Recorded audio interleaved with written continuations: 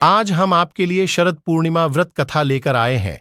आप विष्णु भगवान का ध्यान करके और अक्षत और पुष्प हाथ में लेकर इस कथा को सुनिए।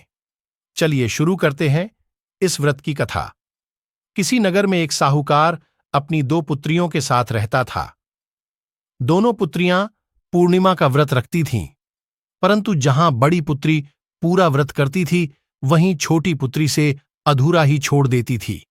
इसके परिणाम स्वरूप छोटी पुत्री की संतान पैदा होते ही मर जाती थी।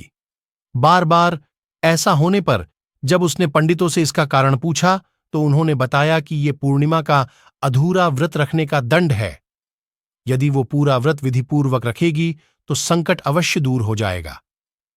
पंडितों की सलाह अनुसार अगली पूर्णिमा पर उसने पूरा व्रत विधिपूर्वक किया। उसके पश्चात उसे पुत्र की प्राप्ति तो हुई, परंतु शीघ्र ही उसकी मृत्यु हो गई। उसने बेहद दुखी मन से लड़के को एक पीढ़े पर लिटाकर ऊपर से पकड़ा ढक दिया, फिर अपनी बड़ी बहन को बुलाकर लाई और बैठने के लिए वहीं पीढ़ा दिया।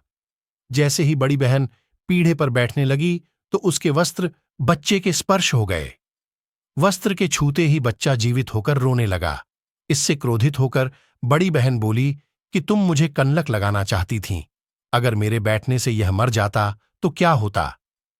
तब छोटी बहन ने कहा कि यह तो पहले से मरा हुआ था, तेरे ही भाग्य और पुण्य से यह जीवित हुआ है।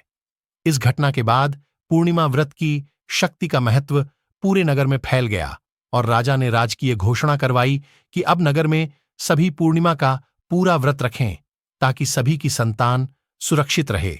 बड़ी बहन को धन्यवाद देकर छोटी ने भी विधि विधान से व्रत रखना प्रारंभ कर दिया। इस प्रकार शरद पूर्णिमा की व्रत कथा समाप्त होती है। यदि आपको हमारे द्वारा दी गई जानकारी अच्छी लगी हो तो वीडियो को लाइक और चैनल को सब्सक्राइब करिए। धन्यवाद।